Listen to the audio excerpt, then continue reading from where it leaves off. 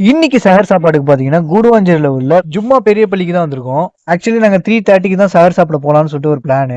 சரி இதுக்கு முன்னாடியே போயிடுவோம் அப்படின்னு சொல்லிட்டு 3 o'clock போயிட்டோம். போனதுக்கு அப்புறம் பார்த்தா ரொம்ப பெரிய கியூவா நிக்குது.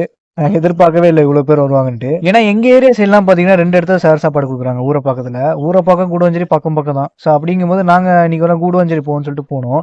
அங்க வந்து பார்த்தா இதை விட கூட்டம் பயங்கரமா இருக்கு. நாங்க அங்கேயிருந்து சஹர் சாப்பாடு சாப்பிட்டுட்டு அங்கேயிருந்து கிளம்பிட்டோம். கிளம்பி வெளியே வந்து பார்த்தோம்னா இன்னும் கியூ பெருசா போயிட்டே இருக்கு. அப்புறம் நாங்க டீ குடிக்க வெளியே வந்தாச்சு. டீ குடிச்சிட்டு பள்ளியாசலுக்கு வந்துட்டோம். பள்ளியாசல் வந்து தஹஜத் ஃபஜ்ர்லாம் தொழுதுட்டு வீட்டுக்கு வந்து கொஞ்ச நேரம் ரெஸ்ட் எடுத்துட்டு அப்புறம் வந்து ஜும்மாக்கு ரெடி ஆயாச்சு. ஜும்மாக்கு பார்த்தீங்கன்னா நாங்க மதினா மஸ்ஜித் தான் வந்திருந்தோம். கொஞ்சம் சீக்கிரமே வந்தாச்சு. வந்துட்டு கொஞ்சம் திக்கர்லாம் ஓதிட்டு அப்புறம் ஜும்மா ப்ரேயர் ஸ்டார்ட் பண்ணிட்டாங்க. ப்ரேயர் முடிஞ்சதுக்கப்புறம் காலேஜ் கிளம்பியாச்சு. காலேஜில் பார்த்தீங்கன்னா ப்ராஜெக்ட் விஷயமா கைடை மீட் பண்ண வந்திருந்தேன். மீட் பண்ணிட்டு அங்கேருந்து கிளம்பி நேராக வேளச்சேரி வந்துட்டோம்.